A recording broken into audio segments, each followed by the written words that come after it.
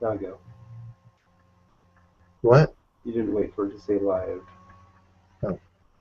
Hey, I'm Connor Nielsen And I'm Spencer Nielsen. of CS Reviews. And what I really love? A good movie. So, 2014 is over. It is now January 1st of 2015. Happy New And Year! yeah, Happy New Year. We're going to be talking about the best and worst movies of the year. And we're also going to be talking about some surprises and disappointments, as well as our favorite character, our favorite hero, our favorite villain, etc.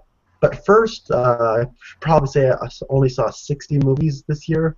That is more movies than any other year.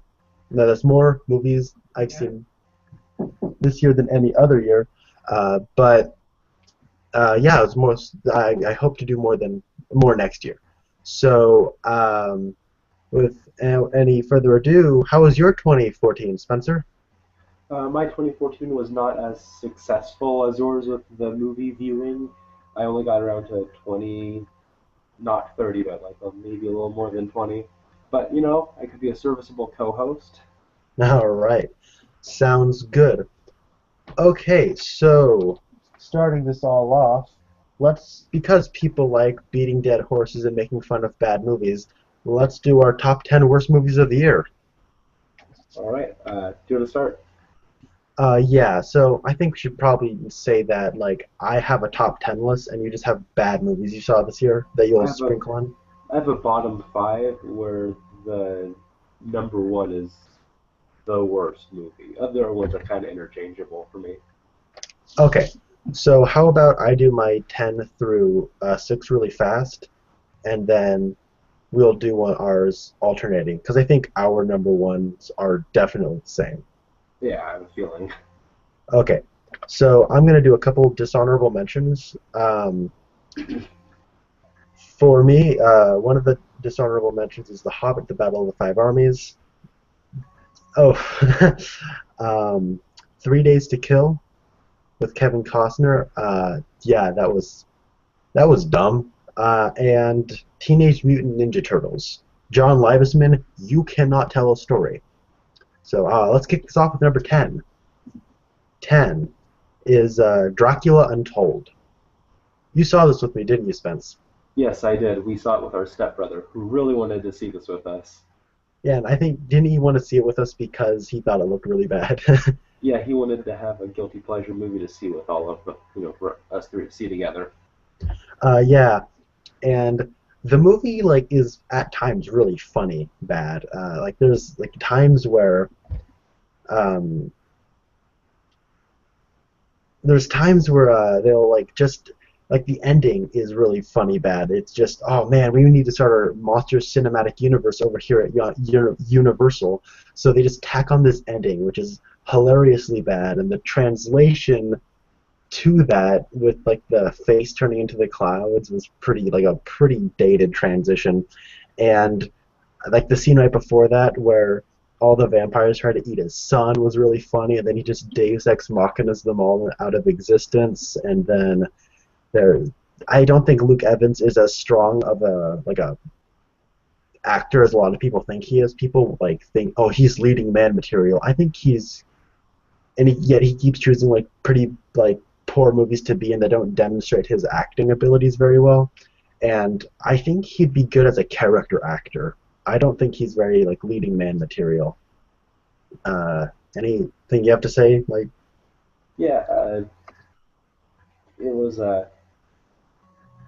it was kind of dumb because it had the seeds a little bit that could have made it kind of a fun but generic kind of blockbuster, but it ultimately was just kind of generic, mediocre, then bad, then really bad. yeah.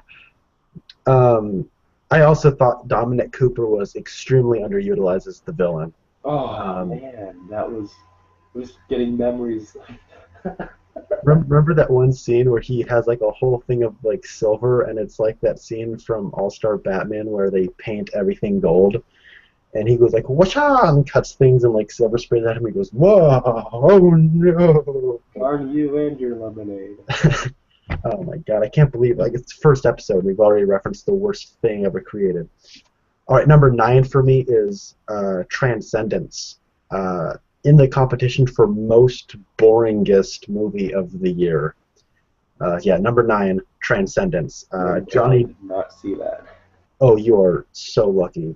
I think Johnny Depp was drunk the whole time, and I don't think he got the memo that he was supposed like to act like a computer after he died. Because he's like, oh, science is science. I love you, Rebecca Hall. Mm, mm, and we're creating. It's so boring, and it's also really stupid. It's like some of the theories they have behind all that stuff, and like an idea of a singularity is very, very intriguing and very interesting. But it didn't work at all. This is a movie everyone didn't like. It was just so boring, and that's probably the biggest crime of all. Paul Bettany's the best thing about the movie, but he's barely in it. And mm, Rebecca Hall is sleepwalking, and the cinematography's good. Wally Pfister, cinematographer, Academy Award-winning cinematographer. He's not a very good director. Very flatline, and the action at the end was boring. And they had like Morgan Freeman was tacked in there, and Cillian Murphy looked angry to be there. He the whole time was making this face. It looks like he and Morgan Freeman were tacked together and sold as a package. The Dark Knight supporting characters package, Yeah, DLC. yeah. Oh my gosh, it was so dumb, and like the action scenes were like, oh, so boring. Um, yeah, I was actually excited for that movie too. So number 8 uh, is actually, believe it or not, the first movie I ever watched this year. It was Paranormal Activity: The Marked Ones, which was a spin-off. I called it Paranormal 4.5 because Paranormal 5 was supposed to come out in October, and then it got delayed till sometime next year. I'm not even going to say when it This comes year. out. What? This year. Oh, yeah, yeah, sometime this year. Yeah, this one was. I don't like the Paranormal Activity movies. They're boring. They're all the same. And Mark Kermode has this little bit where he describes the Paranormal Activity movies as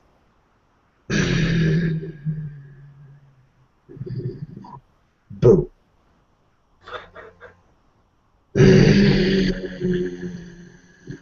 boo, and that's just like that's all it is. It's really boring. I don't care about any of the characters, and the ending was ridiculously stupid. And it actually like got more laughs than scares at the screening I was at. And there was only like 4 other people, like all right, let's go kill some ghosts, like kill some witches. Like, okay, that's the smartest thing anyone has ever done, and it was more funny than anything else. Yeah, it was dumb. The acting was the best, but if you ever want to know what Paranormal Activity would be like in the barrio, it's Paranormal Activity 4.5.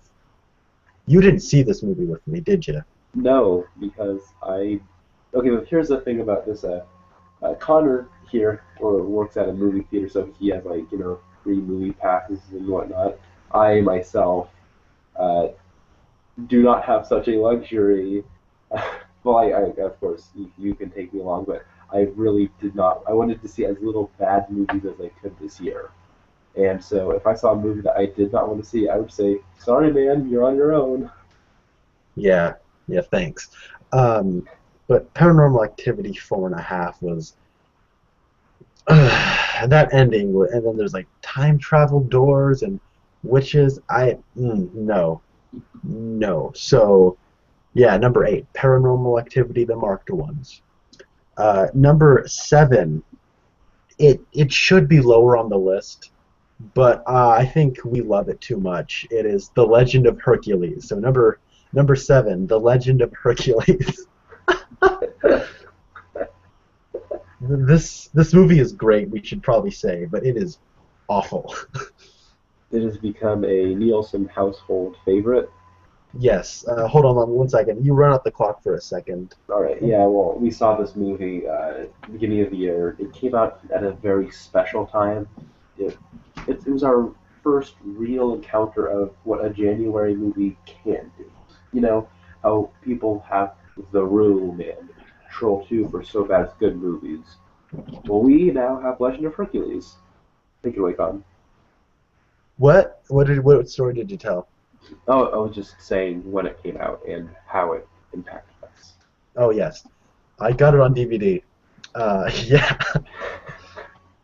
I've shown this to three different people already. Yeah, it's really really funny. It is awesome. How do you Scott, feel that we have not seen Terminator 2, but you own The Legend of Hercules on DVD? yep. Send your death threats to this website. Post your death threats below. I have not seen Terminator 2. I have not seen Ghostbusters, and I have not seen what's the other one? There's three I always get. I always You got me.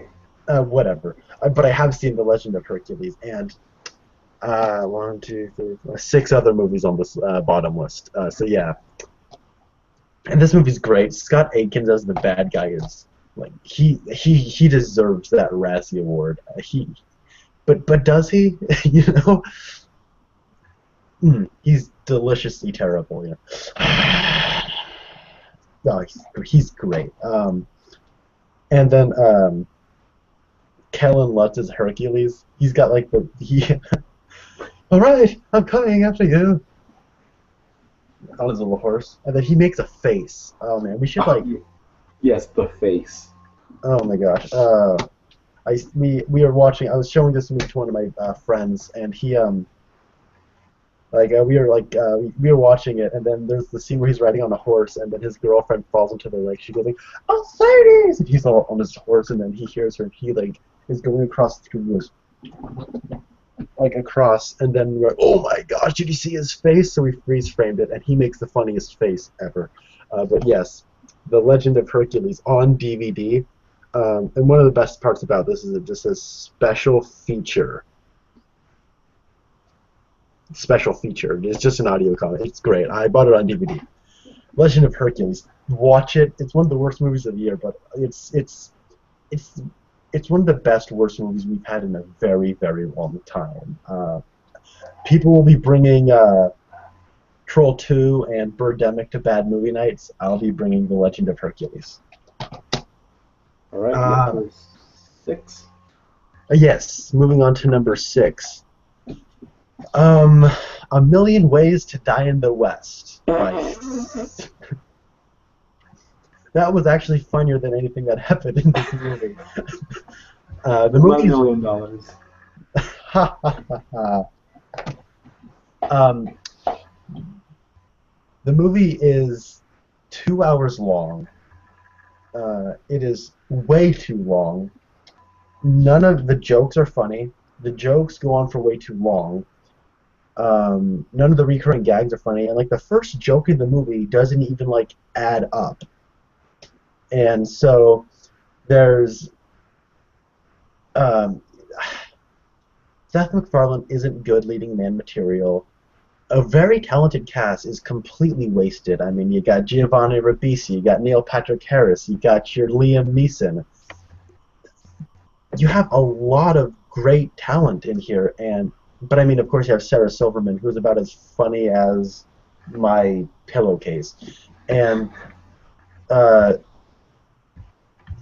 whole movie like relies. It's just boner and fart jokes the entire time. It's not funny, and the whole gimmick is, oh, doesn't it suck to live in the Old West? That's the joke for 2 hours. They named the movie after this joke. You see it in the trailer. Just watch the trailer, you get the joke. And they like this is the main character. All he does is whine. He just whines and whines and whines. He's not funny. He's not interesting. He's boring. And then like typically, you know, in comedies, the third act is usually the weakest because it's the least funny, and you kind of go there for laughs. And then the drama is not the reason you're there. It's not really the reason they're making the movie. Yeah, it's like Dumb and Dumber, how the third act is the most plot-driven, so you're the least, you know, it's not as funny because it's focusing on the plot. Right. And so with this one, man, they really like Seth MacFarlane really wanted to kiss Charlize Theron. um, and I will give the movie this. It has two redeeming qualities. One, Charlize Theron does a very good job in the movie. I was very impressed. I didn't expect to like her as much as I did. And the this movie obviously had a lot of money behind it because the costumes, the production values, it's all very good. You could have made a very good western with this budget, but it sucked and it was not funny and it was not yeah. And if the jokes did have comedic potential, they just went on and on and on and on and on. And oh yeah, and the action scenes were boring and void of thrills. So yeah, A Million Ways to Die in the West is number 6. All right. So I'll get on to my bottom five. Okay, why don't you start it off? Well, I'll just do numbers uh, five through two because I have an inkling that number one's going to be the same one. Yeah, yeah, Okay. absolutely. So number five is Dracula Untold. This isn't in any particular order. Just number one is the actual worst one. So take numbers five through two just arbitrarily because they're bad. Who cares? So like Dracula Untold, it's so bad it's good sometimes, but other times, most of the time, it kind of drags on, and you're like, you get really bad dialogue. Uh, think there's a because he's a vampire, he heals and stuff. You know, you have early on you have the obligatory shirtless Luke Evans scene, and he has scars all over him because he's Vlad the Impaler, but he's noble, whatever, who cares? And then later, Oh, he's a vampire. He doesn't have any scars on, and his wife's like, "Where are your scars?" And he's just like, Ugh. He goes in for like a kiss or something. I It's I go on. have to give the movie one credit. It has one of the funniest lines of dialogue ever. Oh yes, yes. Um, they address him as Lord Impaler. That was pretty great. Yeah, I also love. Spoiler alert. Who cares? Is the climax of this movie is shot for shot, ripping off the Amazing Spider-Man 2. At the end of the Amazing Spider-Man 2, spoiler alert, everyone knew it was going to happen. Gwen Stacy dies, uh, and Spider-Man tries to save her. He uses the web, and then but you see a little web hand go and try to grab her. It grabs her, but too late, and she swats her head on the pavement. And this one, the bad guy kicks Dracula's wife off of this balcony, and she's falling down. And you have the slow mo from like from above, but also from behind, and then Dracula turns into a swarm of bats that turns into a hand to reach after her, and it almost catches her, but then she hits the ground. It's lazy stuff like that. That was funny, but then also not, What about her dying line? Like which is what I was gonna get. she splats on the pavement, but her beautiful face is still kept intact and everything. Exactly. And she looks without any smirk or just with a complete straight face. He's like, I will not become a. What do I do? And she just looks at him and caresses his face and says, with a straight face, mind you, "Suck my blood." And you gotta love that ending. She's like, Oh, "What's your name?" Nina. You might as well have just tacked on. Hold on, I'm getting a call from Dr. Van Helsing oh, I hear he studies with Professor Frankenstein at the university, at Cheney University. at Uh, Cheney University. Yeah, so Dracula Untold, number five. I also love the. There is one scene though where they. I will give it this. There was that one scene where they tried something different, where you saw a lot of the battle seen through the reflection of a soldier's sword. I thought that shot was a cool idea, but was handled very cheesy and poorly done. And you got yeah, I agree. you know, negotiations fail. Oh, I should probably say once he becomes Dracula, he becomes a one-liner machine. Oh yeah. Oh, the one guy's impaled. Oh, and then what's his name? Dominic Cooper rides up, like, what happened here? And then the guy goes, Vlad said, enjoy the view. I mean, can you imagine how that played out?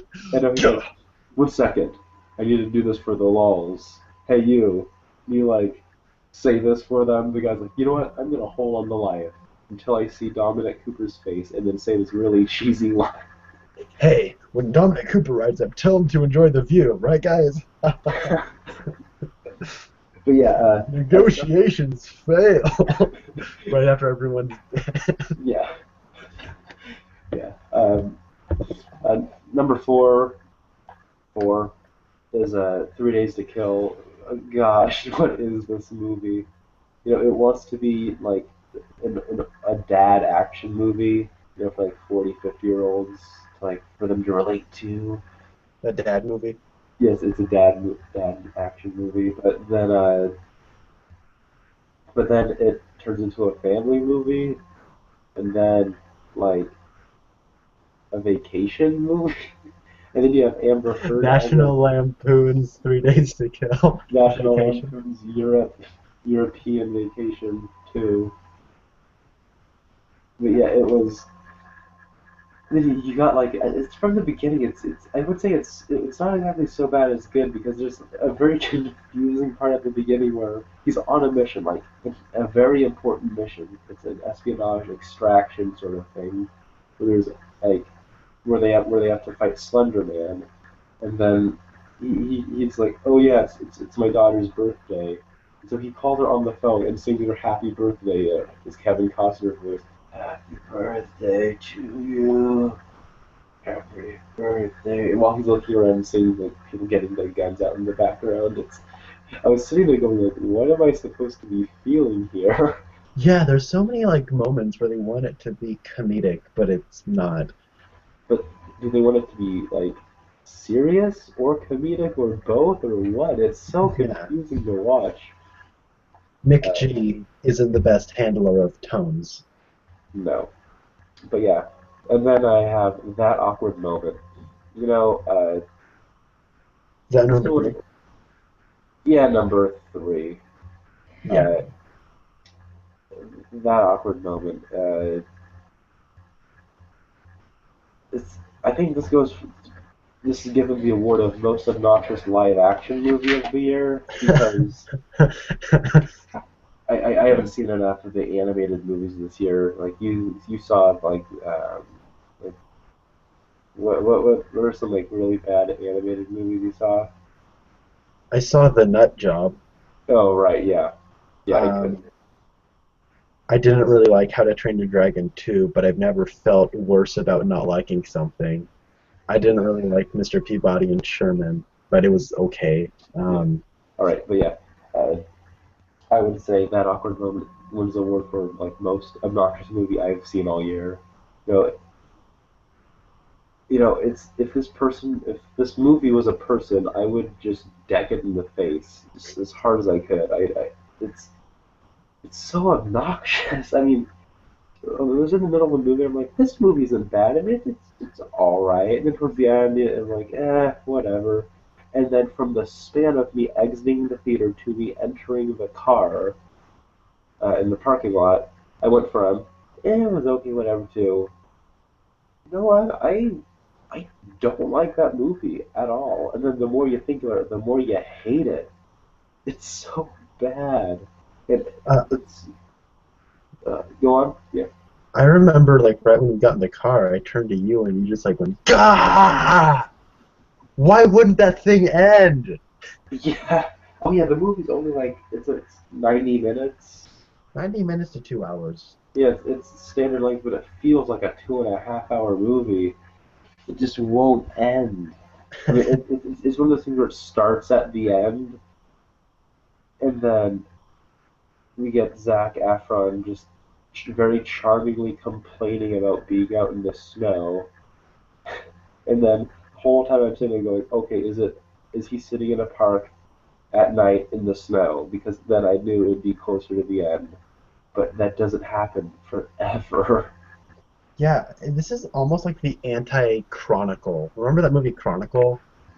Yeah, You know how that had Alex Russell, Michael B. Jordan, and Dane DeHaan, yeah, which are three remarkably talented actors in a really good movie, and they're obviously going to go on to have incredible careers. yeah. This one has Zac Efron, who I have defended. I love Zac Efron. I think he's very charismatic and he can do a lot. I hated High School Musical, but I mean, it came out in sixth grade and whatever. Stupid because the girls liked it. So there's Zac Efron, Miles Teller, and Michael B. Jordan. Hey, Hello. And they're obviously three remarkably talented actors who are going to go on to have wonderful careers, but they are in a horrible movie. yeah. I also shout out goes to Emma Stone Light because it's like, hey, it's like we called up Emma Stone and said, hey, can you be in this movie? We got Zac Efron and Michael B. Jordan and Miles Teller, and she's like, oh, I'm sorry, I'm filming Birdman, the one that might win an Oscar. But, oh, well, who's the girl that is not Emma Stone, but is? So Let's yeah, get what? what's her name? Emma Boots. Imogen Poots. Yeah, she was in Need for Speed, which I didn't see this year. Oh dear God, I didn't Oh see Need for Speed. no! How dare you, man? What up with that? But yeah, Yeah, that awkward moment. I, it's an unpleasant movie. Don't see it, and if you did, don't watch it again. But number two is Legend of Hercules. This movie is beautiful. Go see it. Rent it.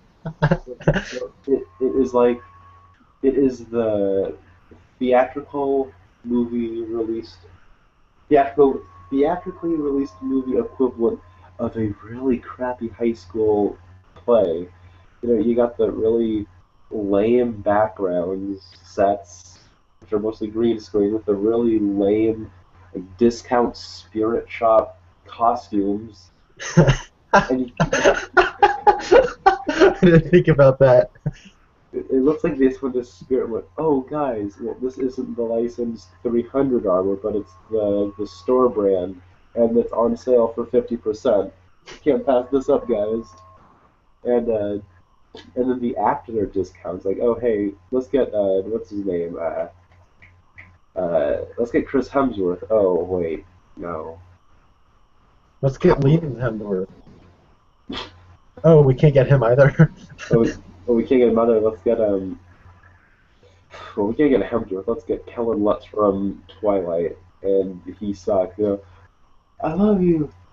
Oh, we'll get out of here as soon as we can. And and then on top of that, then you got well, Scott, is his name Scott Atkins? Scott Adkins or Adkins, something like that. He's brilliant as this villain. And it has his beard falling off. Anyways, yeah, we've already talked about Legend of Hercules. Go see it, rent it. It's wonderful. You will not regret it if you're looking for a good time. That's so bad it's good. Yeah, but it's funny how we're talking so highly of a movie that's on our worst list. It is a horrible, horrible movie, but it is entertaining. Watch it with friends, get some popcorn, whatever, but it sucks. Okay, so I'm gonna quickly go through my five through two, so that we can both rag on the number one together. All right, sounds good. Um, Number five is The Nut Job. There you go. I hate this movie. Everyone says, "Oh, come on. It's a kids movie. Why is it in your bottom 10?" You know what? I have an animated movie in my top 10 list. So if I can have one up there, and Up can be one of the best movies I've ever seen, and Toy Story can be one of the best movies a lot of people have seen, and everyone can love Monsters Inc., can love The Incredibles, and love The Lion King, and love Cinderella, and love Beauty and the Beast, and love everything like animated, but second you say, "Oh, I freaking hate it," it's a kid's movie. No, The Nut Job sucks. The title is a really bad pun, and it really just sums up what this movie is. So it's called The Nut Job, and Oh, that could potentially be a little double entendre for the adults. We get some of that. Oh, it's a nut job and there's squirrels and they're doing a heist. Hee! Yeah, that's pretty much what most of this movie is. Will Arnett is an extremely unlikable character. I hate this main character. And then Brendan Fraser is probably gets the award for most annoying character of the year. Oh, Whoa, what? whoa, worse than the three leads of that awkward moment.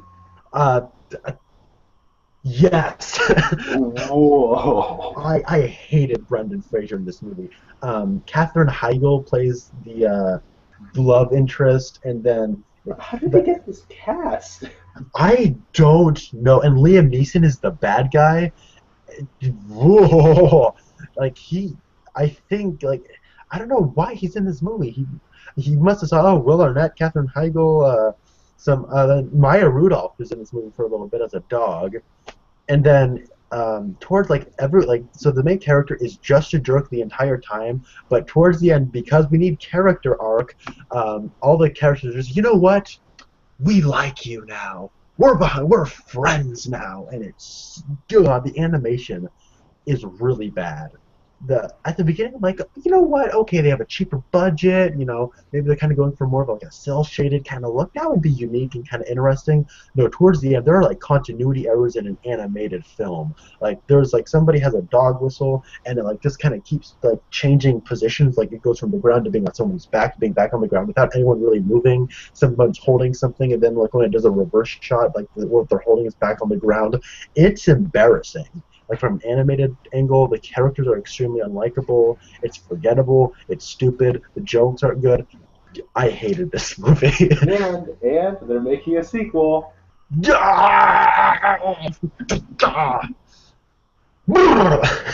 welcome. Yeah, thanks. Yeah. Oh, and another thing about the nut job.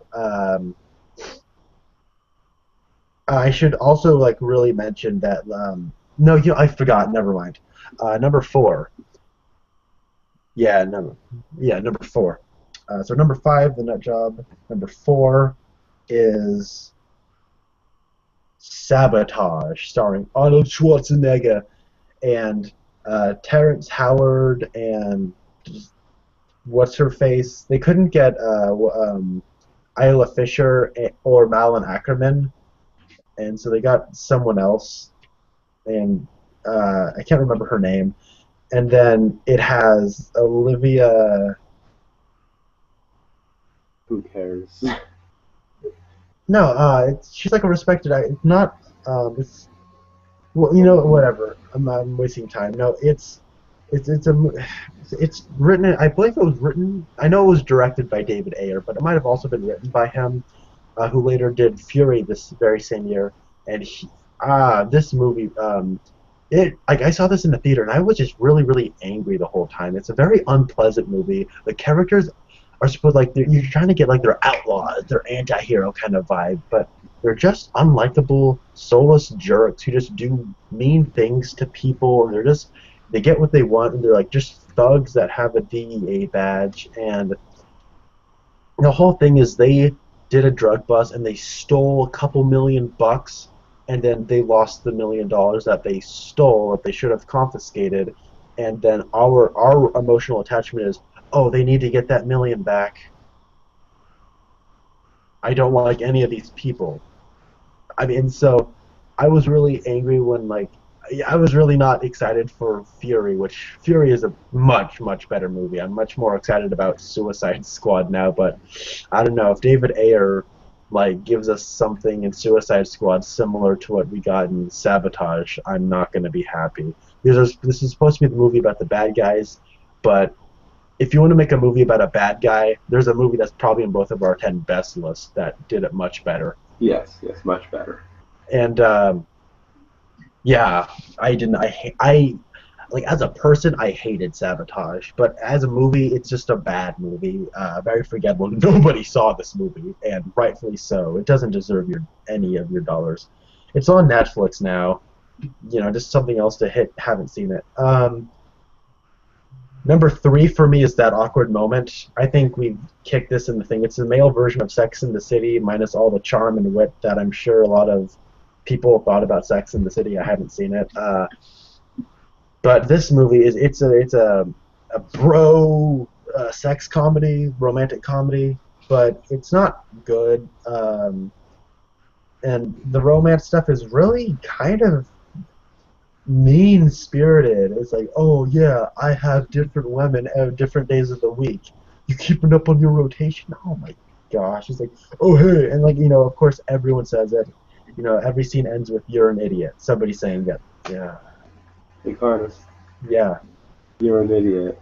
All right, now moving on to number two. Um, I hate that awkward moment. So number three, that awkward moment.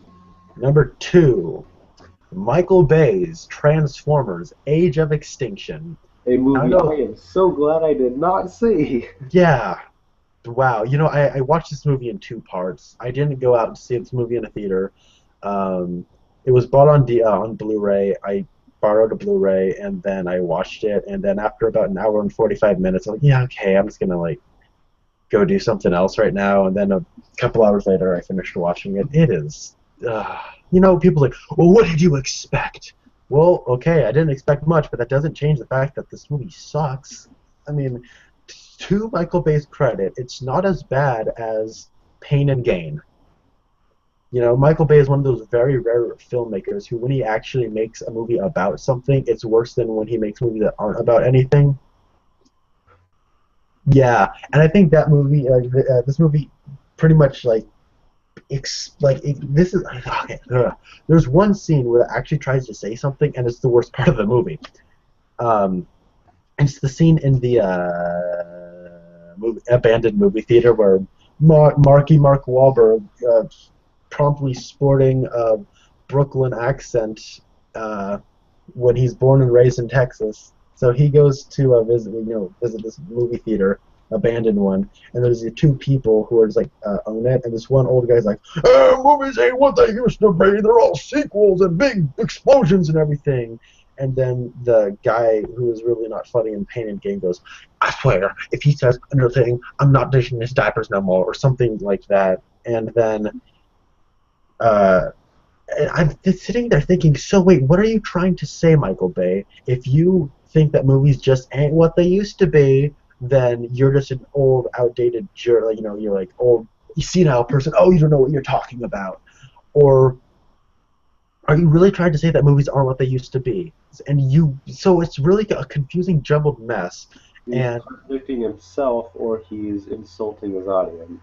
exactly, and that's what I'm the most confused by. And I'm like, I'm pretty much positive that Michael Bay like put that scene into the movie or tried to like influence that, because nowhere else in the movie does any of that sort of writing happen. It's just, oh, we need to go kill stuff. Which brings me into my next point, which is the Transformers themselves. Every like other line is, I gotta kill something. Ugh, I once swore I would never kill a human, but when I find them, I'm gonna rip them limb from limb. None of the bad guys ever talk like that, like ever. Okay, well I think the bounty hunter bot says, "I'm going to kill Optimus Prime" or something, like once, and then like John Goodman bot is like a redneck, and they just like curse up a storm, and this is like we say this quite a bit, but who is this movie for? That's what I'm the most confused about, because it's got the big explosion stuff that the teenagers like. It's got girls bending over and showing their behinds that the teenagers like. It's got like, no, I mean like the explosions and all. It's like Transformers, which kids like. It's got humor that more adult stuff like, but it's pretty like not like a Pixar film. Juvenile. What? Like it's juvenile adult humor. It's very juvenile sophomoric humor, but it's not like disguised as, oh, did you get it, adults? Did you get it? The kids didn't get it, but you got it. It's not like that. It's very much like, hey, she was smoking, yeah. You know what? Like last night it was great. When I was having sex with. It's stuff like that where like the kids are gonna go like, wow, what's he talking about? And then the parents are like, oh crap, oh. And so yeah, I didn't understand who this movie's demographic was, and it's like it kept it was like couldn't decide what it wanted to be. So it was like for kids one moment, it was for teenagers the next moment, it was for adults the next moment, and the Dinobots, oh yeah, they were in this movie. Um, the action was really boring. The direction, it's Michael Bay. He only knows like three different things. The heroes aren't heroes in this movie, and they're just like, look how heroic they are. There's the whole thing where it sells itself out to the overseas market, which is comical. And yeah, I did not like this movie. I hated it, and it really kind of infuriated, like that whole thing at the beginning of the theater like perplexed me. I couldn't understand why it was there. The only thing I can honestly say about this movie is that it was better than Pain and Gain. It was long and it wouldn't end, but it wasn't Pain and Gain. So let's do number one together. All right, I guess it is. All right, ready? Three, two, Two. one. I I freaking. Frankenstein. Oh my gosh, this freaking movie. I Frankenstein. What are we gonna? Oh Okay, my so there's a story behind this. Let's, we want to keep this moving along, but so for starters, the only way we could see this movie was if we went to the Regal Cinemas near our college campus. And we had never been there, so we went to it, and it's an older theater, and service was really bad, and the theaters were really dirty and like old. And then this movie came on, and I finally kind of got the joke. It was, well, for starters, now let's just talk about the movie itself. Um, I was this close to walking out. Yeah, you've said like if the movie went on for 5 minutes longer, you would have walked out. Yeah, because towards the end, no, who cares about spoilers? Towards the end, Bill Nye as the devil, or the not devil, is going to The demon lord. that. Yeah, he's going to release all the demons that are trapped in incubators in hell. Well, all the spirits, all the demons that were descended to hell are going to have new bodies to inhabit. And he has Okay, a yeah, whole who army of cares? demons. Who cares, Connor? I don't care. That's why. Anyways, but then I said if those demons like are released from their cells, and there's going to be another like even like 5 more minutes of fighting, I'm walking out of this theater. I don't care if you paid for my ticket, Connor. I don't care. Or, I think you did. I was thinking, you know, the only reason why I'm still sitting here is because I think you paid for my ticket. No, we had a gift card. Oh right, right. Well then, why the heck did I Just to say you did it. just to say thank you for your gift card? But the thing was, yeah, Aaron Eckhart is like he's kind of drunk and asleep. You have people saying gargoyle order with, uh, it's, the lore is embarrassing. It, it, can you talk for a while? I'm done talking about this right now. Okay, I Frankenstein is what happens when you try. Like, I Frankenstein is the worst kind of a movie. It was released in January. I don't really need any more evidence, but I'm going to give you some. Um, it's one of those things where the people who write the script are trying too hard, and then the people adapting who are directing this movie don't understand how to adapt this thing into something that can work.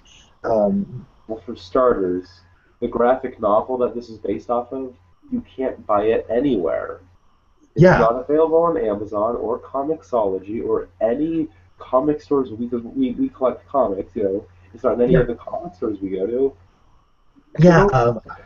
So Anyone who lives in Portland, Oregon, if you know what Things from Another World is, we go to the Milwaukee branch of that, and the retailer there, Sean. I was talking with him, and he, like I said, oh yeah, there's I Frankenstein based off of a graphic novel. He went, what is that? And this is the guy that knows everything. Yeah, exactly. Like, what's I? That was a comic book. Yeah. Um, Um, what I was saying is like they just based it off of a comic book just so they could tag that onto the poster or onto the credits to like get a marketing push. Um, it was you based have on the thing was like published the graphic the alleged graphic novel in discussion was released by some like not even like a third party. It was like some unknown, less than independent, probably bankrupt company. So who are they getting their push from? in the studio. Yeah, I get that. Yeah. Well, I mean, because you know how comic Yeah, book movies are like really, really well, I they're get that, very but it doesn't even have the luxury of saying it's a Marvel movie or a DC movie or well. an Image movie. It's like, yeah, it's based off of some If it doesn't bankrupt. have the luxury of saying it's based off of an image book, that's saying something.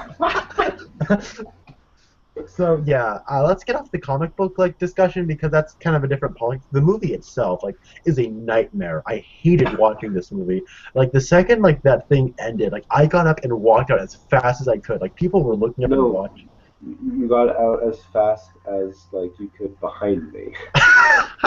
Yeah, I think you hated this movie more than I did, and I hated Oh, this thing. it's one of the worst movies I've ever seen in my life. Oh And goodness. you're not hyperbolizing. It is very difficult to hyperbolize what makes like just how bad this movie It's is. soul sucking. Like people say, it's a guilty pleasure. I wanted this. Okay, the week before this, we saw Legend of Hercules.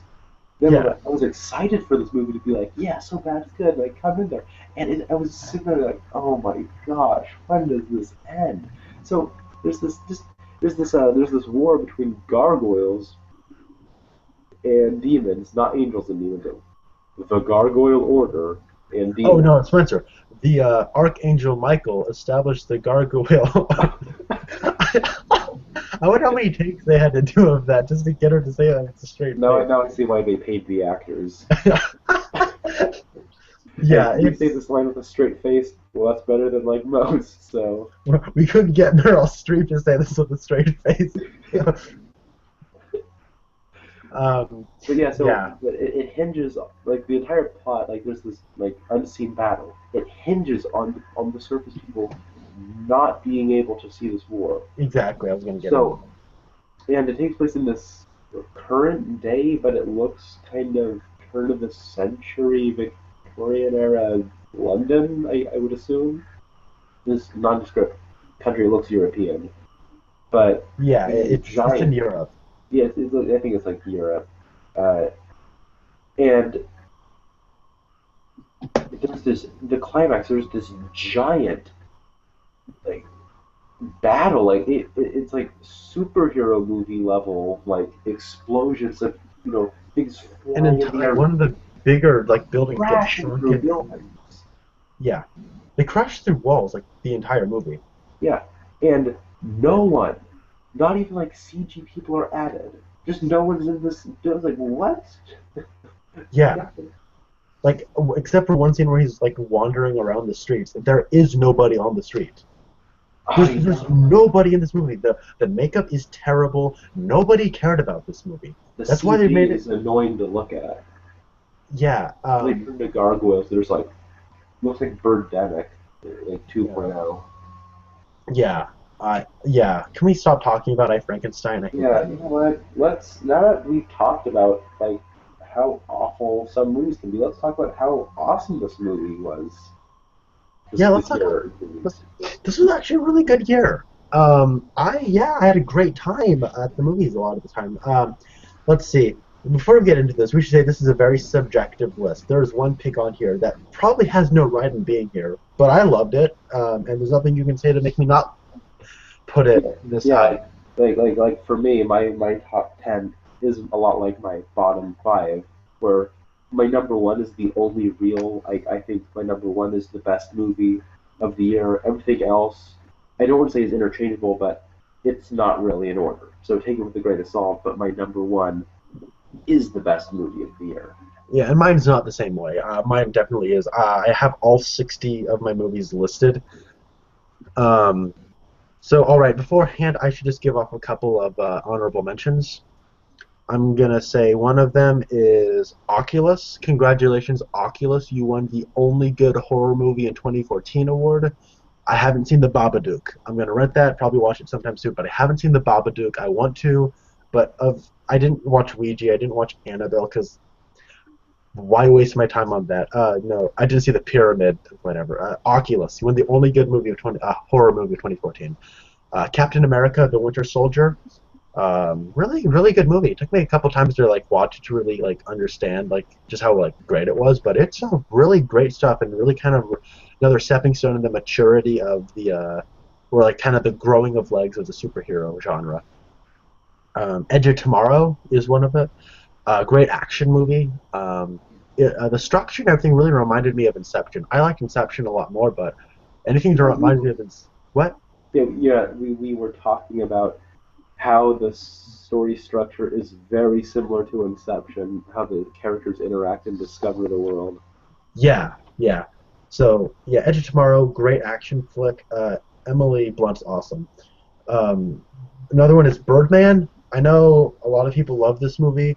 I found it to be like I really liked it, and I liked a lot of the things that it said, and I liked the way it was made, and I liked a lot of the performance. I loved Michael Keaton. He deserves that Best Actor nomination.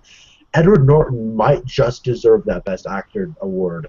Um, but Birdman, I found it to be a little mean-spirited in some aspects, though. Um, and like towards filmmaking in general, like the film industry in general. And I get like, and a lot of it, they kind of centered around, oh, poor me, I had success, I had millions of dollars, but poor me, I didn't get to make what I really wanted to make. And it's like, you know, yeah, it's a little hard for me to be sympathetic about characters like that. But you know what? I thought the performances were great, and yeah. Yeah, all right. So Um, let's what? run through these pretty quickly. Okay, 22 Jump Street, probably the funniest movie of the year. Better than 21 Jump Street. I loved 22 Jump Street, and it had the funniest joke of the year. Oh And yes. for me, that is definitely the red herring joke. Best joke of the year. And the last honorable mention is Imitation Game. All right. Yep. I'm not a fan of Benedict Cumberbatch very much. I think he's a decent actor, but he gave an incredible performance. I loved him in this movie. Um, so, going from 10 to 5, number 10, Gone Girl. Oh yeah. I know a lot of like I don't like David Fincher as much as a lot of other people. I think he's a good director. But for me, it's hard for me to like if I don't really like a director as a person, it's kind of hard for me to like their work a lot. And David Fincher, like he's kind of earned like the status of like he knows of like bragging and everything, but he's just kind of a douchebag. You know what I mean? Yeah, he's very self-centered. He's very. He has an ego. He's earned his ego, but it doesn't change. Like some of the stuff he says, like, are you? Oh my god, dude. But like, I did not like The Social Network. I know, post your death threats below, but I thought The Social Network was a bad movie. But that mostly had to do with Aaron Sorkin and not David Fincher per se.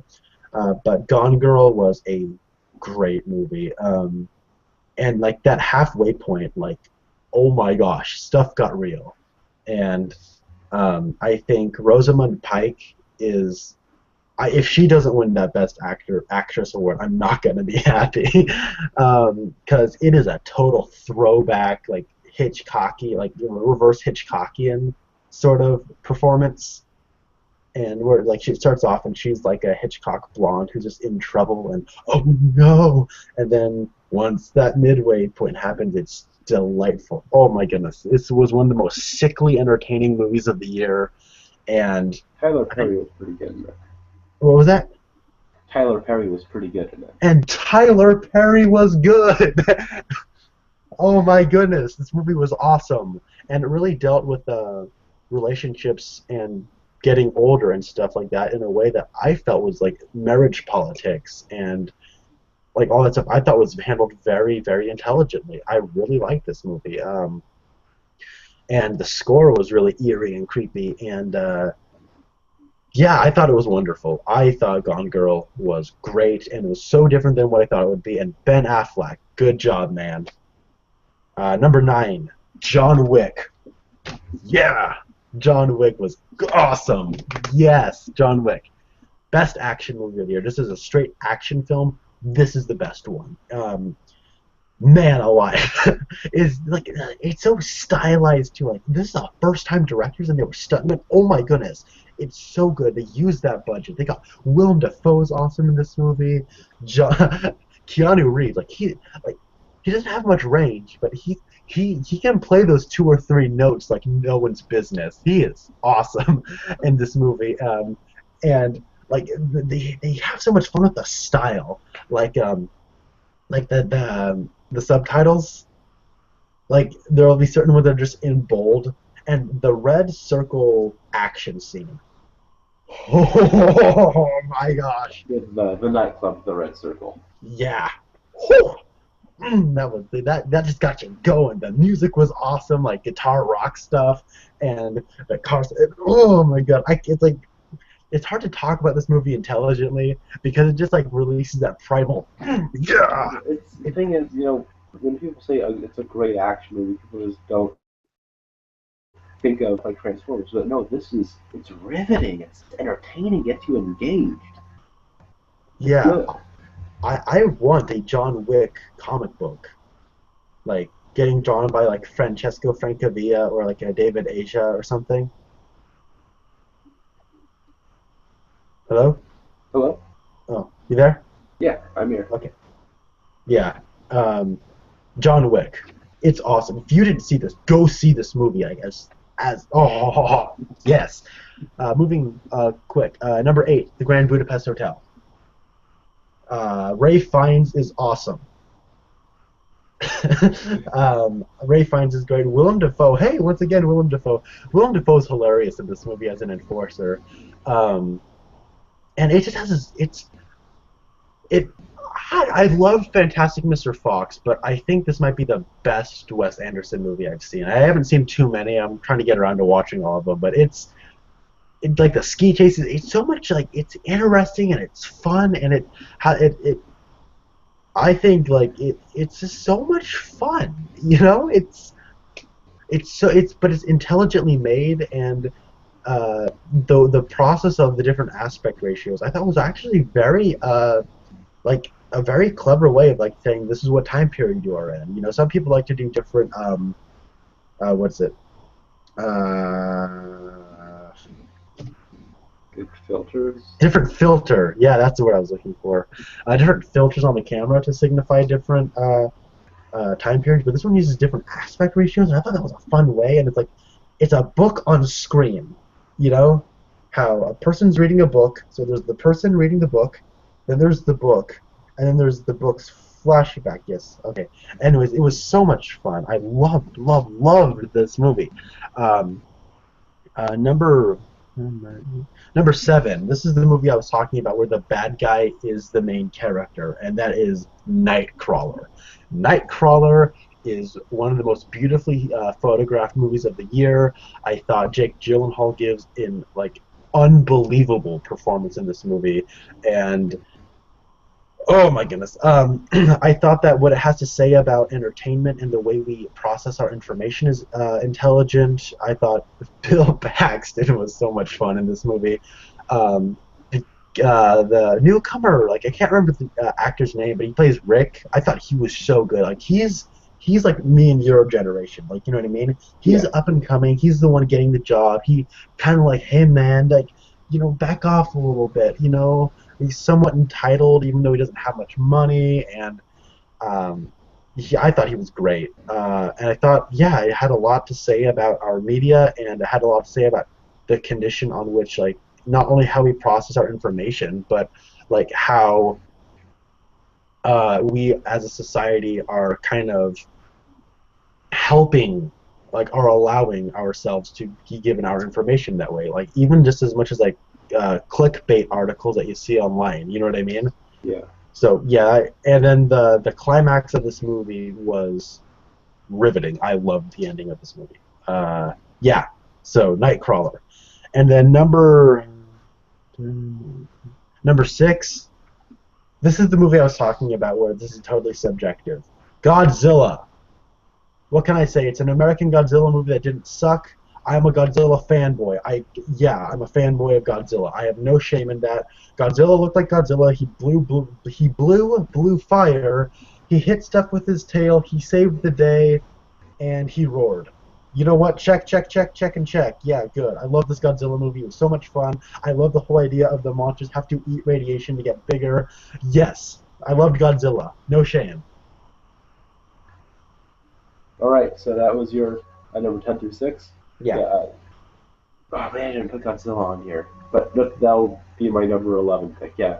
Like again, this is everything except for number one is kind of doesn't matter, but Godzilla, heck of a lot of fun. People were complaining about there not being enough Godzilla. See why, but I just thought that was like foreplay. Now it's teasing you. You're like, come on, you know what I want. You know what I want. And then when you finally get, you're like, you know what? That was good stuff. But yeah, Godzilla, man, that was just fun. That's what I wanted. That's what I've been waiting for. We I don't applauded think so many times in that theater. what. We like clapped Oh, so we many. cheered, and we got other people to cheer because that was awesome. But yeah, my number 10 is Gone Girl. Uh, Great. It feels kind of like a modern Hitchcock movie. Uh, I loved the performances. You know, there's not a lot to say that it's obvious why. David Fincher shoots it well, wonderfully acted. I like the writing for it. Uh, what's her? Who plays uh, something Coon? She plays the Oh, sister. Carrie Coon. Carrie Coon. Yeah, she does. She's kind of I don't want to say underrated, but she doesn't get a lot of recognition. She did a very good job, and I thought the writing were twins, so the Yes. writing for Yes. Ben Affleck and Carrie Coon's characters was great because they're twin brother and sister, and they did not do the obligatory "we're twins, we think alike." But you We wear know, the same clothes. we were the same clothes. But no, uh, they like. There's a part where Tyler Perry's throwing gummy bears at Ben Affleck, but then when Carrie Coon throws one at Ben Affleck, he catches it with his mouth. It's like there's like a relationship. There's a rhythm between them. And that was really really clever. I like that. That's the way twins should be portrayed in movies, not as idiots that wear like matching jumpsuits or something. Yeah. Anyways, my number nine is 22 Jump Street. Such a good comedy, funniest movie of the year. I I was laughing so hard. Channing Tatum is funny. Jonah Hill is hilarious. Uh, they have such great chemistry. I really like this movie a lot. My number eight is Nightcrawler. I think it's slightly, I guess, because I was told about how great it was before I saw it, so I was slightly underwhelmed by it. But I think what it has to say is very, very profound, and I don't need to say it. I mean, Jake Gyllenhaal is mesmerizing. He needs to be nominated. My number seven pick. I just wanted to get a good like action movie in there. Edge of Tomorrow. It's like kind of like an 80s 90s styled action flick for the modern day. It's simple, but it's good. You know, it's what it needed to be. I really enjoyed it. Emily Blunt and Tom Cruise have such good chemistry. The special effects look really fun. Like that was like one of the few times where I thought it was like where I was impressed by special effects in a movie. Um, I just liked the world that it was in. I don't know, it felt cool. It reminded me of Aliens, but also its own. I really dug it. Uh, yeah, and then my number six would be Birdman. I wanted to get something kind of different in there. I love that it's all. Everyone says, "Oh, I love that it's shot in like made it look like it's shot in one continuous frame."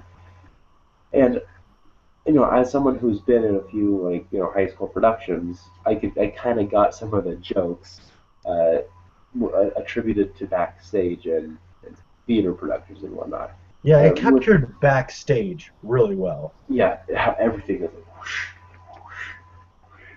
And I think Michael Keaton needs to invest lead actor because I think his performance is important. The only other person that could have possibly played this would be Christopher Reeve, and he's dead. So I think Michael Keaton needs to invest best lead actor. He was profound, absolutely amazing. And Edward Norton. Let's not forget about him. He And Edward was. Norton, I would say he's tied for my favorite supporting performance of the year. He I was think great. yeah, like on like as a performance, he delivers like on so many different layers, and he understood the character very well. Yeah, and it's kind of funny because everyone in this movie plays a parody of themselves in a way. Yeah, yeah, Edward Norton plays some cocky, know-it-all student of the craft who's hard to get along with and demands creative control. yeah, exactly. Yeah. So I'll do my 5 through 2, or do you have anything else? No, go on. Okay, my number 5 is one of the greatest superhero movies we have ever gotten in X-Men: Days of Future Past. Uh, I think this is a fantastic like superhero movie. This is like one like for me it goes Dark Knight Rises, Dark Knight, and then X-Men Days of Future Past on all-time greatest superhero stuff. I think what this movie does the best is that it with everyone trying to establish a cinematic universe nowadays and just trying to do incorporate like everything's all connected. What Brian Singer and who wrote this?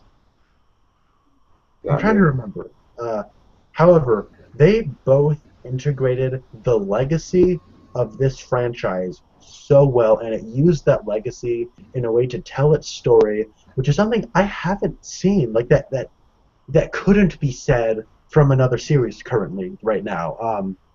Currently, right now, that's a redundancy.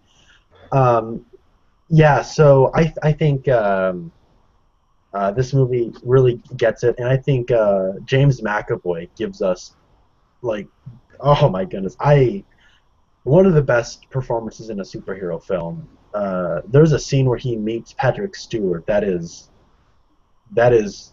it's a perfect scene. I love the action.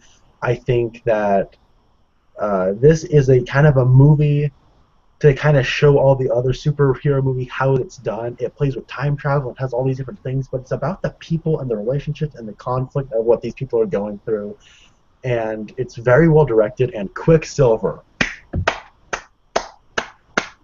yeah. Oh yeah. Okay, that was number 5. Number 4, I can't believe it's only number 4. My top 4 are like these are all going to be in like my favorite movies ever. Kind of, I love these top 4 so much. And this movie came out the first weekend in February, and it was my favorite movie until November. So for 9 straight months, this was the movie for to be, and that was the Lego Movie. This is like I think this is one of the all-time greatest animated films ever. The animation is unique.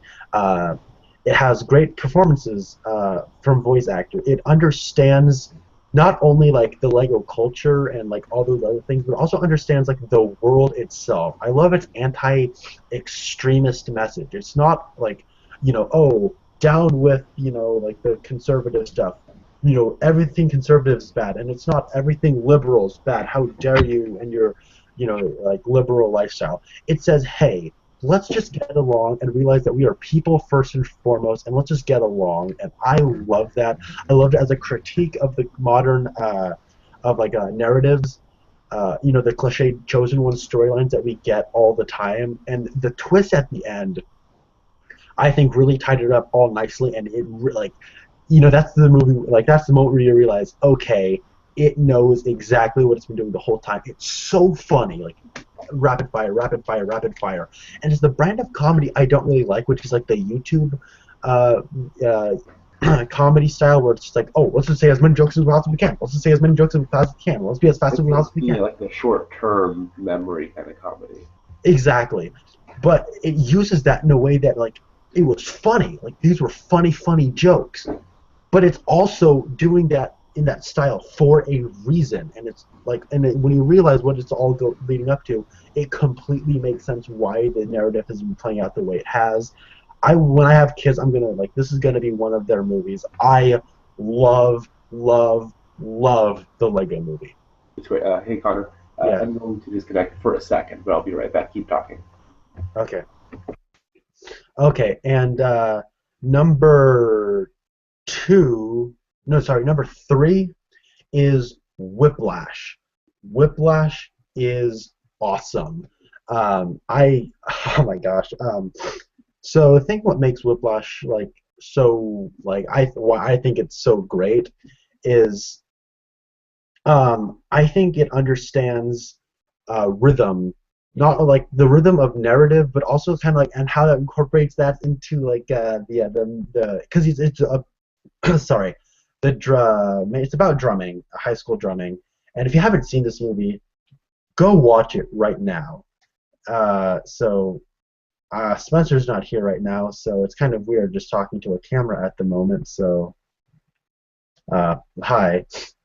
Anyways, Whiplash is something you have got to see. It is remarkably intense, and J.K. Simmons gives an incredibly intense performance. I love this performance, and what the character, like the reason this character is there, and the questions he raises are something that like I think a lot of people like need to consider more. I think that hey, Hey, I'm back. okay, I what you missed is me talking a little bit about Whiplash and Oh me. no, I heard. Oh, did you hear how pretentious it was? Nope, it sounded really good. No, if I had Talking about anything, it's just that it's not high school, it's college. oh, yeah, college drumming. Okay, I feel more at home that I'm talking to somebody. I said like the rhythm of narrative combined. What the heck was I talking about? No, I think like the music stuff is something I know we understand very well. Um, and just kind of trying to be the best you possibly can be at a craft.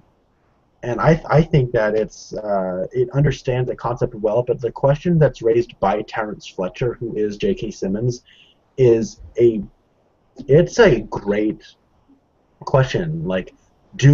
Is this a necessary evil so that once you overcome this, like that you really do achieve greatness, or um, or or it should we kind of sugarcoat stuff? And like it's in the trailer, but J.K. Simmons, I don't want to give it away, but J.K. Simmons, like there's a scene between Miles Teller and J.K. Simmons that where they're just talking that I think, and it's at the end, and I think it's a very it's what tied the rest of the movie together. It's intense. I love this movie. I can't believe it's only number three. But yeah, I I know, saw not a that movie. high.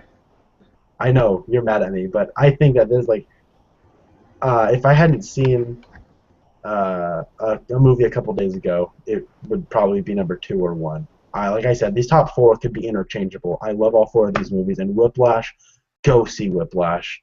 It comes to Blu-ray in February. Just go see it. I love this movie.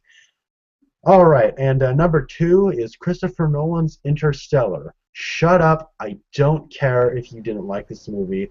I love this movie. It's a very ambitious movie.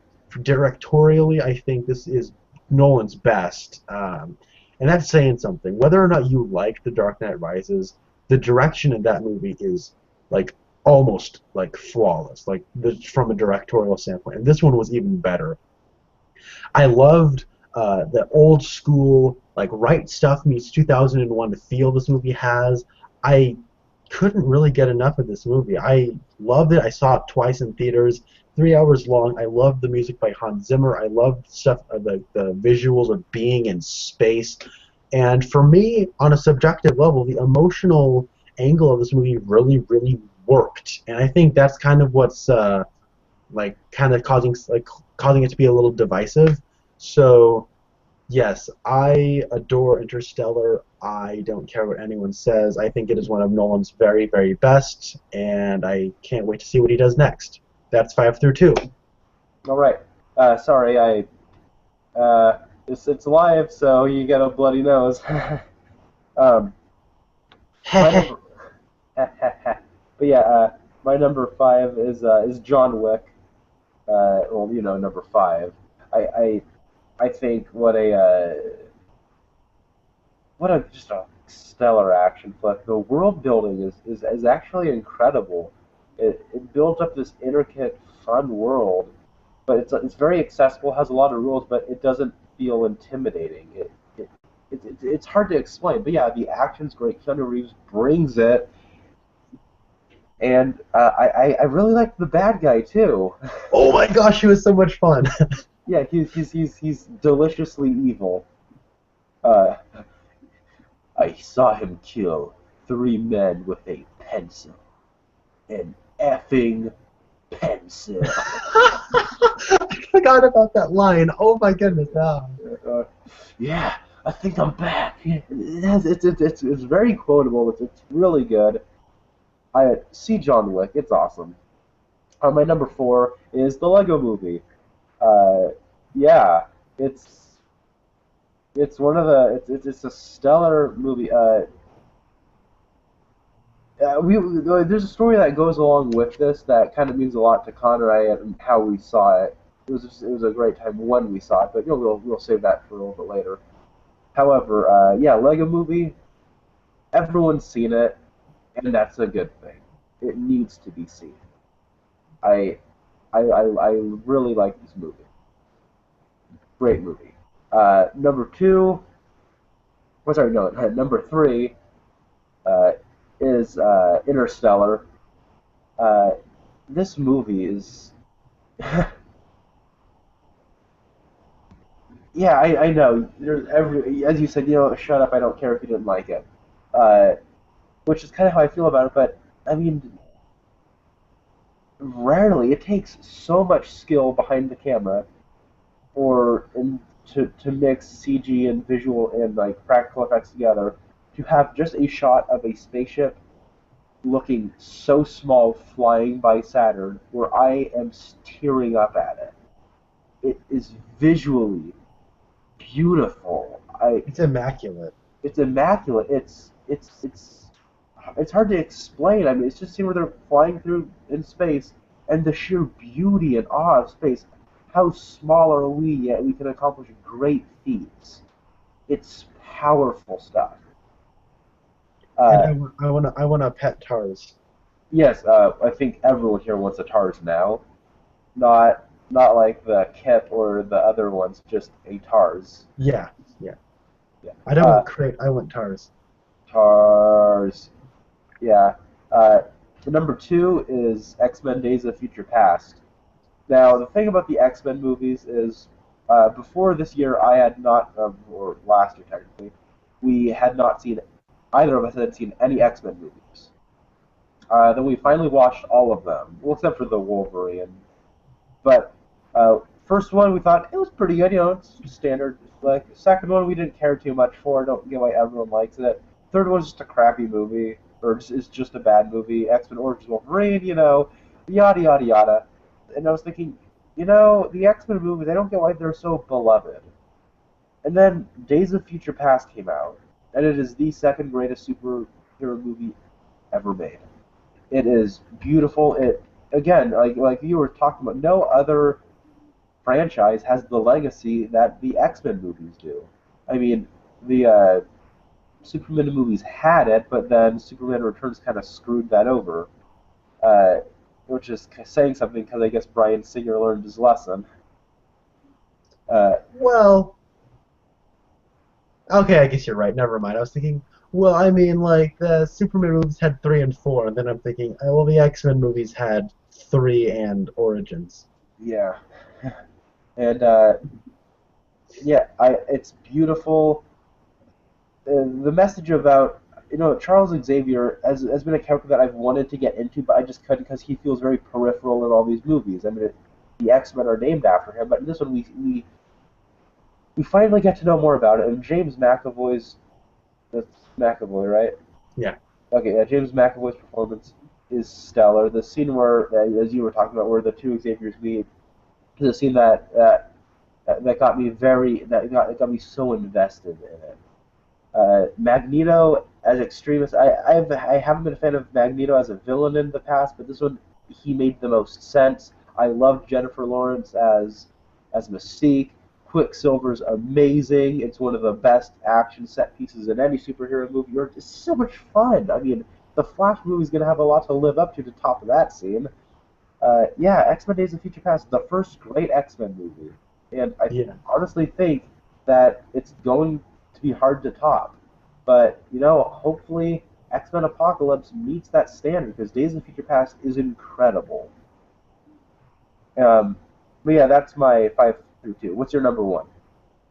Okay, so before I do my number one, I should probably preface by saying that when you want to like critique movies or review movies, you always try to want to be as subjective as possible. They're trying to be objective as possible, but understand the subjective appeal of something. But there comes a time where you just can't. There's every once in a while there's just something that comes that you can't be yeah, that is an entirely subjective experience, and that came to me when I watched my number one favorite movie, which is Richard Linklater's Boyhood. And I know a lot of people are overrated. It's not Boyhood stupid. It's boring.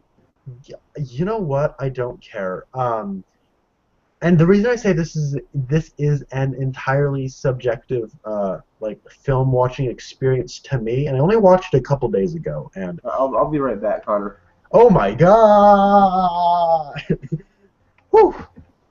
Oh yes, Boyhood. The reason when they started filming this movie in 2002 and kept filming through 2013, when this kid was 6 years old till he was 18 years old till he started college.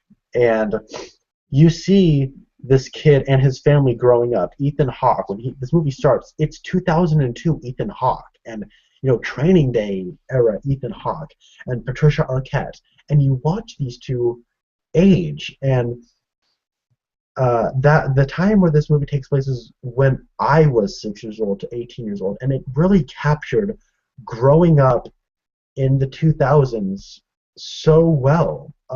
It was a very emotionally stirring experience for me, and there were a couple of moments where I like teared up a little bit. I mean, I got misty-eyed, but like there's just like certain scenes like Ethan Hawke just gives an impromptu, like out of nowhere, the talk to his kids, and he's like, you see, like he's kind of surprised that he's talking about this stuff, but it just kind of comes. And I think that that this movie, it's not like people, oh, the boy, I didn't really care about him. Well, yeah, Mason Jr. I think is a character that he's like not he's just learning about this world, and like just the same way we all do when we're a teenager, but I think like he is a conduit for us to go into and explore the world as a child. And it's something that really moved me, and I it's one of a kind. It's one of the greatest movies ever made on a technical aspect, and this movie should win the Best Picture award because this does something that no other movie on this list has done, and that is achieve something new in film. As much as I love Interstellar and Boyhood and Whiplash and Lego Movie and X-Men and John Wick and all those others, they didn't achieve something new.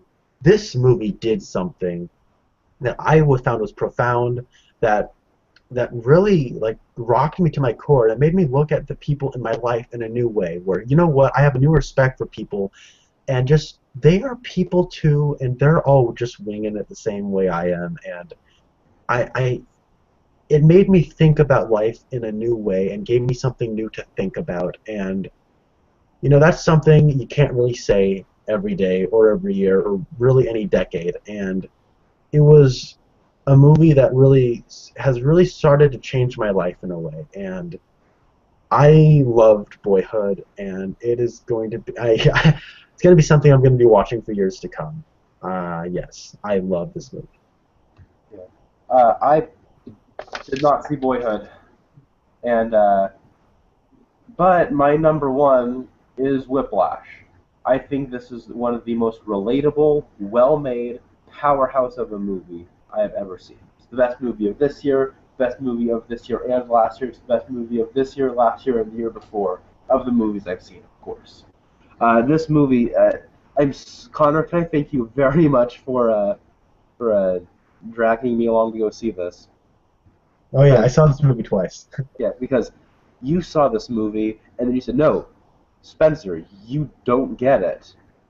You need to see this movie as soon as you can." And I'm like, "Okay, I'll go see it." But I mean, I want to see it, but okay, let's go. And I finally saw it, and I was like, "Oh my gosh!" I just want to thank you very much for pushing me to see this movie. I think what this has to say about art, what it has to say about the relationship between master and or teacher and student is, it's intelligent, it's smart, it's funny at times. I don't know. Whiplash. Not a whole lot of people are gonna see it, but when it comes out on DVD or on demand, go see it. It is an absolute gem. And I, I think J.K. Simmons, I want him to win Best Supporting Actor. he's probably going to. I know he's the favorite right now. Yeah, yeah, Yeah. he does an incredible job. And Miles Teller as the lead is great. If one of the main reasons why I was not looking forward to seeing this movie is because it has one of the three idiots from That Awkward Moment as the lead, and so I was like, oh my gosh, I don't want to watch this movie. But no, Miles Teller's performance shows restraint, but also, wanting just to. It gets that age, like the character is our age, about 19, 20, and it just gets, you know, that age right, where you want to excel at something, but you want to be respectful, but you don't want to be a pushover. There was like subtle conflict in there, and I know a lot of people will say that the role could have been played by anyone, which is true. The writing for the character, but I think what Miles Teller brings to it is something special. So powerhouse performances, terrific script writing. The direction is flashy when it needs to be, but it's all guerrilla and like independent and sketchy when it needs to be. It's incredible. It's the I think You it is. love jazz. Let's not forget, you love jazz. Oh yeah, I'm just for the record. I am a jazz bass player. I've been playing for about eight years now, uh, and and as a bass player, me and the drum need to be like this, and of course when like the title song they start playing the title song Whiplash, I felt like I was the only one in the theater going, that sounds like Don Ellis, and then it was a Don Ellis song. Another thing I want to say about Whiplash is it really, like, not only about art and the master and student relationship, but it also has to say a lot about the artist. What do you sacrifice? And like, Yes, who do you want to become in order to be great? And that was something that, like, it challenges this, like, the audiences. What do you think? Because it doesn't give you the answer. It gives you evidence for both sides. And it says, do you want to have no friends to be remembered, or do you want to not be remembered but have that life? You know what I mean? yeah. And it's not saying that those are the only two options, but those are the two most likely outcomes. Those are the two like most discussed outcomes. Yeah, yeah, Whiplash is extraordinary. Yeah, and also thank you for swinging me a poster of it. Yeah, Uh, it's right over there. but yeah, that was I think Whiplash is the best movie of 2014. I still want to see Babadook. You said Boyhood's number one, so I want to check that movie out too. Uh, All right. all right, so Those were our best and worst. And for a little bit of morsels at the end, let's just do a couple small categories. all right, yeah. So why don't you tell the story about one of the biggest surprises of the year? All right, so we're gonna do surprises and disappointments, and big surprise for me was seeing the Lego Movie. Yeah. I hated the trailer for this movie. I when I saw the poster and when it was announced, I said, "Are you kidding me?" I like Lego video games. I love Legos, but a movie? God, give me a break. Phil Lord and Chris Miller do it again. um, what happened was it was snowing in February. It In the doesn't, Northwest. yeah, it doesn't snow in February in the Northwest. And it was a 5 day thing, and we were babysitting, dog sitting our mom and stepfather's dog, and they said, hey, you know what? We're not gonna pay you to do this, but we'll just get you a whole bunch of food. And so we just like we were filming a little project of ours, and we said, you know what? Let's go see a movie. And so we walked through the snow, like the first snowfall that was actually like you could make a snowball in 5 years. And then we went to the mall and we watched this movie and Prepared to not like it. prepared, just like this movie's gonna, well, Lego movie, okay. We liked it. Like I really liked this movie the first time. I didn't love it, but I went back and loved it. I liked this movie, and then it was a surprise. Like that was really good. And then we just walked back through the snow, and it's a memory I'm always gonna have of Yeah. us. You know. Oh Uh, yes, it was a great, great time. I think that was the biggest surprise for both of us was just how amazing the Lego movie was. Yeah, and that was for my surprise. That was the only thing written because Okay, I didn't write anything that I tried to avoid as many bad movies this year as possible. So in the end, nothing off the top of my head was disappointing. all right. So surprises for me were the Lego movie. For me, it was the Imitation Game. Yeah, I hated that trailer. I hate that you could like teach a class on how not to cut a trailer and use the Imitation Game trailer. Like 1 second it's they say they're not going to help you if they don't like you. The very next thing we see in that trailer is, well, if you're going to fire him, you're going to fire me too. What? You know what I mean? That's how you don't cut a trailer. Gah! I don't like trailers because of that. But the movie itself was great. I didn't believe how much I liked that movie. And let's see what else there was. Oculus, the only like a haunted mirror, really. When we start to watch the movie, you're thinking, I don't know. Everyone owns a mirror. Not everyone owns a creepy doll or a Ouija board, but we all own mirrors. um, and then let's see what else there was. There was Big Eyes. I haven't liked a Tim Burton movie in years, and this one was really good. And then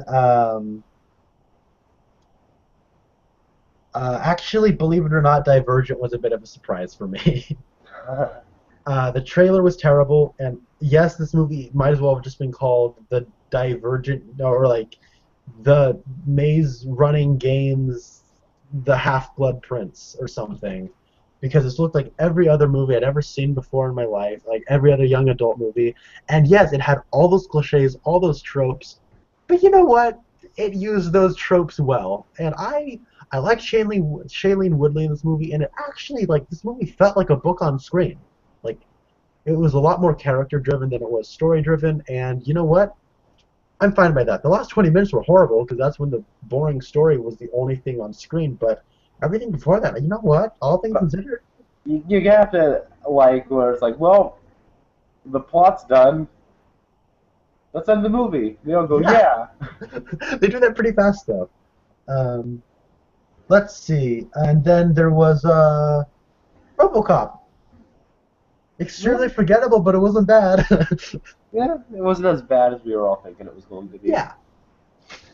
So now going into disappointments, and I know this is going to make a lot of people mad, but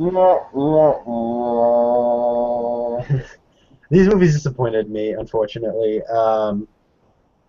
Starting with Transcendence, no one's going to hate me for that. No one liked this movie. It was boring, and come on, Wally. Come on, Wally Pfister. I thought this would be the return to form from Johnny Depp. Science.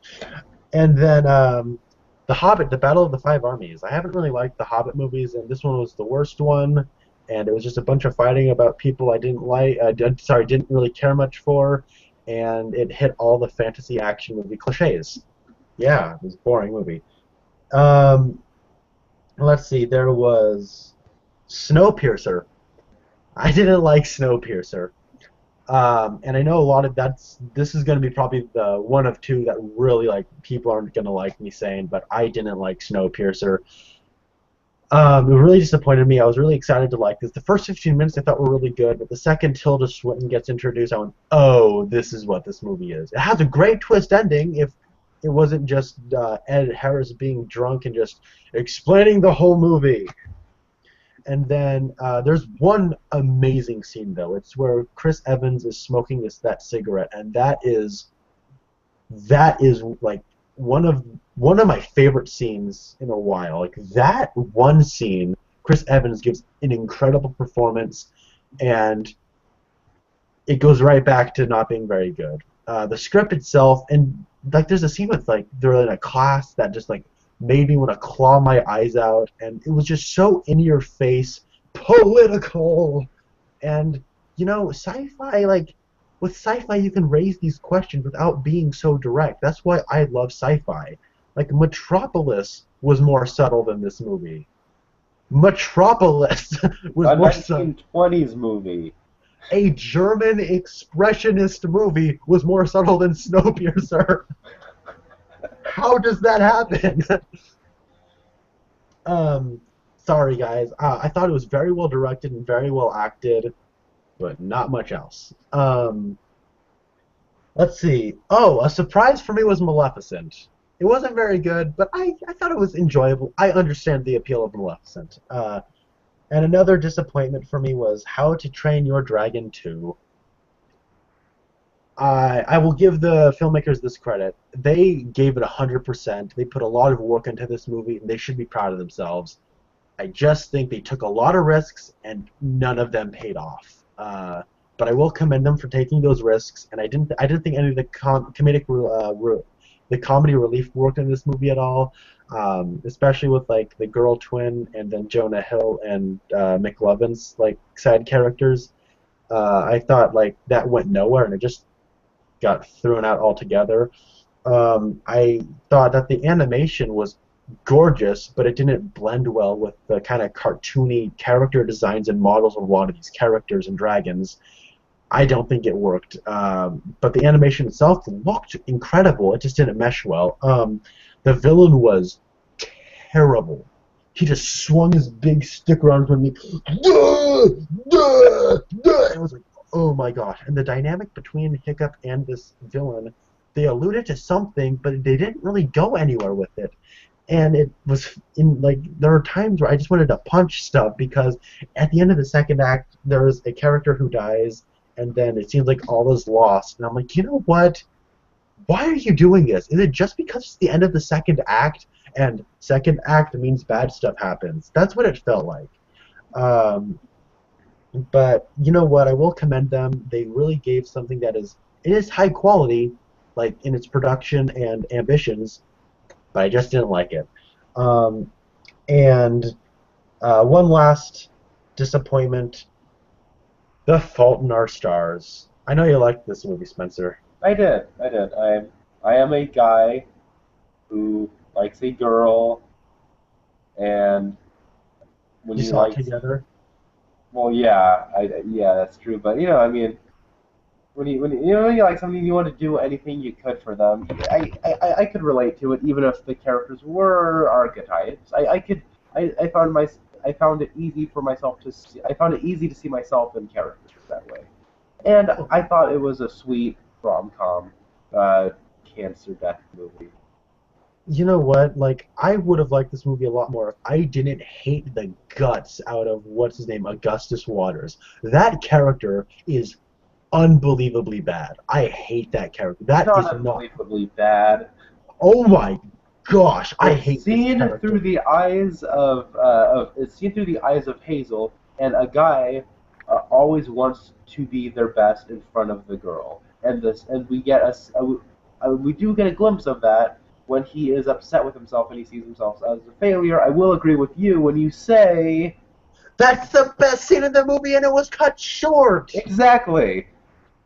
Yeah, that's this finally scene where I'm like, oh, this is the real Augustus Waters. This is really, oh, the scene's over. He's not, he, But like, I thought the whole twist was going to be that, like, the whole twist was like he actually smokes. I'm like, that would have been a great thing, where he's yeah, like a that's what I thought gilded too. personality. He's gilded. He's golden on the outside, but, he's like hollow on the inside. And I thought, like, that could have been great, but he didn't. He just died, and then Willem Dafoe showed up to be the only good part of the movie. Oh, no, the best part of the movie. And Yeah, he, I hated Augustus Waters. He sucks. no, he doesn't Gah! suck, Connor. He And I, sucks. I hate Augustus Waters. I don't care what you. He sucks. Ugh. All he does is, oh, the Hazel Grace, Hazel Grace, Hazel Grace. Connor, calm down and What? listen to your Swedish hip hop. Oh, I will say that what's his name? Willem Dafoe listening to Swedish hip hop is someone. Oh, there's Willem Dafoe again. There he is. Willem Dafoe listening to Swedish hip hop was the best part of the movie. Like yeah, but I Augustus Waters wasn't a character, and it was infuriating. The first thing in the movie, oh, this is how relationships. You always see the movies and they're all fake, but no, this is real. What's the first thing we see? She meets the flawless guy who's just. He says everything in just the right way. You know what? This movie would have been over in 2 minutes if Augustus Waters wasn't attractive. Oh, what's that creepy guy looking at me for? Sprays him with pepper spray. And like there's like all those things you see on the internet where like girls will post like something on Facebook or something that says every girl deserves an Augustus Waters. If you think you deserve an Augustus Waters, check your head. You don't. You're better than that. God, I hate him. Oh.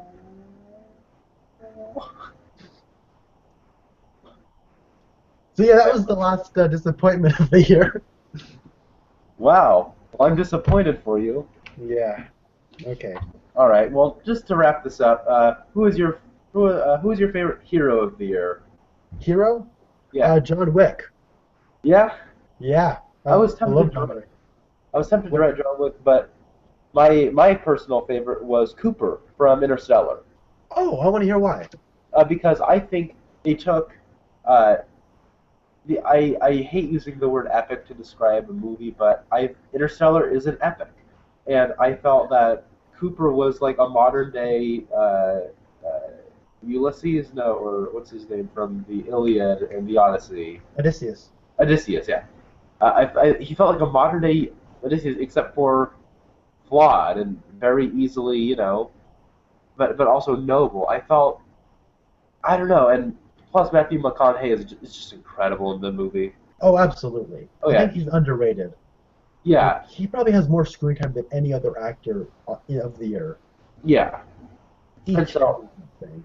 so with, I just think that he did an incredible job, and I think that the character was written very well. He's very relatable. There's the connection he shares with his daughter is extremely beautiful.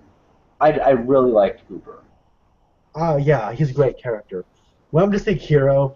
You know what? John Wick was awesome. He shot so many people in the face. Towards the end, he don't care. He's wasting bullets even if it just goes in the head. Remember that one part where like he runs over a guy and then while the guy's going over his car, he shoots him? Yeah, That was cool. that was awesome. John Wick's my favorite hero of the year. You know what? I think I know why I like him so much. He's avenging the death of a dog. Yes, dogs. Yeah, yeah, absolutely. Uh, it's not much deeper than that. John Wick was awesome. That's about as deep as it goes. Yeah. Favorite villain? It was a dead heat for me between J.K. Simmons and Whiplash as Terrence Fletcher, but I'm gonna go with Rosamund Pike as Amy Dunn from Gone Girl. Oh Yeah. my gosh. This was, it's a total throwback femme fatale role. Oh my goodness. They play on the expectations of like what's it called, like white girl syndrome or like white blonde syndrome, or like the nation will pay attention to a kidnapping if they're white and they're blonde. I am not aware of that. Oh, well, I know a lot of people talk about that. It's been a while since I've heard of the term, but like they play on that, like the reason she is blonde and white and she goes missing and she's relatively wealthy, and like like everyone's like, oh no, my gosh, she's missing. Not only does that play well into like another movie, Nightcrawler, that we saw, remember that? Oh yeah, I remember that. And so, but it also like it takes that archetype on why she's white and blonde, and then like it completely does a 180 in the halfway through. She is a total throwback femme fatale role. I love Rosamund Pike. That Oscar should be hers. Yeah. My favorite villain of the year is Terrence Fletcher.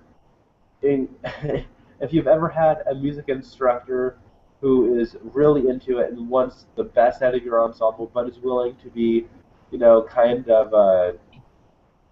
kind of mean, that take that and just crank it up to 11. It's the drill sergeant, jazz instructor from hell, and he is incredible. He's intimidating, but he feels human. And that moment where we find his motivation, where Andrew Neiman, right? Neiman, Yeah, Neiman.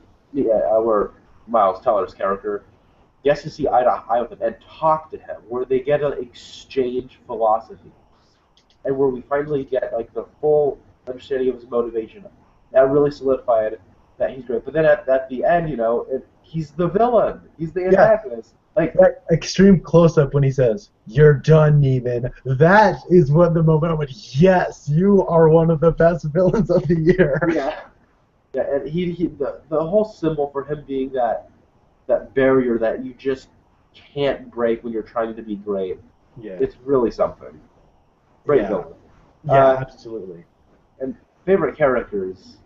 Favorite character? My favorite character of the year, without a doubt, was Lewis Bloom from Nightcrawler. I think he represents everything that is wrong with everybody today. He is a person who seems to be bred out of hell and social media and like the internet age. I think he's like the Travis Bickle of the 21st century because Travis Bickle from Taxi Taxi Driver. Driver, Taxi Driver. The reason I think that is because Travis Bickle, like he wanted to connect with people, and in the 1970s, like you didn't have like if you really wanted something, you wanted information, you had to leave your apartment and go and get it, and that made sense that he wanted to connect with people because he was so alone, but he had to be out and about with people so much. Nowadays, you don't have that. We have the luxury of getting whatever information we want on our computers in seconds, right? He doesn't have to um, want to Correct. connect with people. He just doesn't like people, and he's a sociopath, and he uses his job to um, gratify himself in whatever way he wants because he doesn't care about human beings. And like the stuff he has with Rene Russo really like says about things how he is like sexually in the head, I think. Yeah, And very. And I always kind of saw him as like the personification of modern media. He's venomous. He's poisonous. He's a liar. He's filthy. He's creepy. Yet he's able to justify himself under any circumstance. absolutely, and the way he says things, I have like a lot of this has to do with Jake Gyllenhaal's performance. Oh, It is like he is what brings his character. He like was what elevates his character from a good idea to a good character. Like that hollowness in his eyes and the way he says things. Everything is an informational fact. You know, like this Mexican restaurant has been described as an authentic taste of Mexico City. You know what I mean? Just yeah. He talks like the way the internet would describe it. yeah. I think yeah, Lewis Bloom is without a doubt my personal favorite character of the year. What's Uh, yours? uh, my favorite. I have two options. Lou Bloom is it, but I think in terms of like layered. Another layered one is Regan Thompson from Birdman. Uh, Oh, yeah. yes, there's the obvious. Oh, it's Michael Keaton playing himself, kind of. But no, what they what he accomplishes with the of course it's elevated by Keaton's performance, but the whole he you know it's kind of obvious, but it's still good. You know, he wants he he was a superhero. He has fame, he has fortune, but what's he gonna leave behind? You know, he wants he's in over his head. He's doing it for himself, and that he acknowledges that, but he doesn't know what else to do. I love the conflict with himself, how he wants to be a better person, but yet he's doing it for self gratification.